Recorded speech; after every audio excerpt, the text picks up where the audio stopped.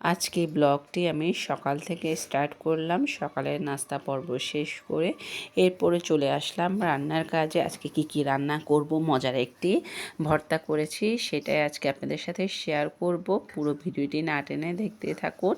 Hello everyone, আসসালামু আলাইকুম। কেমন আছেন সবাই? আশা করি সবাই অনেক ভালো আছেন।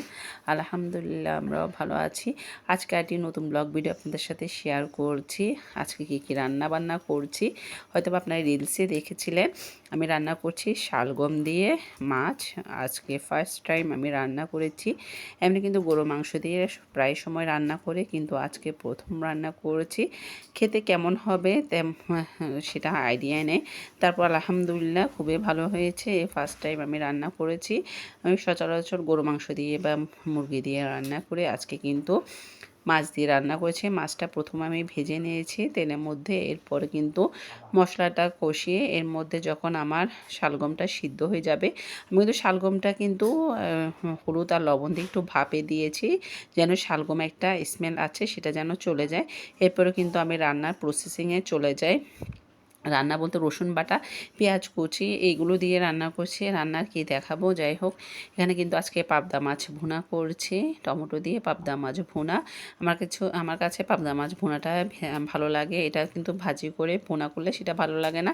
পাবদা মাছ কাঁচা রান্না করলে সেটাই ভালো লাগে, ভাজলে আর সেটা ভালো লাগে না। আজকে কিন্তু আমি টমেটো ভর্তা করছি।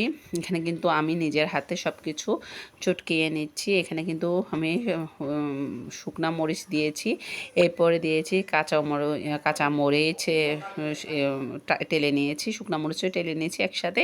এরপরে পেঁয়াজ কুচি, তারপরে দিয়েছি ধনেপাতা কুচি। আমার কাছে মনে হয় যেন পেঁয়াজ কাঁচা দিলে সেটা ভালো লাগে, একটু ভেজে দিলে আমার কাছে মজা লাগে না। যাই হোক, যার যার পছন্দ। আমার কাছে কাঁচা পেঁয়াজের ভর্তাটাই ভালো লাগে। ভাজা পেঁয়াজের চেয়েও কাঁচা পেঁয়াজের ভর্তাটাই মজা লাগে। যাই হোক, আজকে দুপুরে আলহামদুলিল্লাহ খুবই মজার তরকারি রান্না করেছি। এর সাথে কিন্তু টমেটো ভর্তা আমার খুবই ভালো লাগে।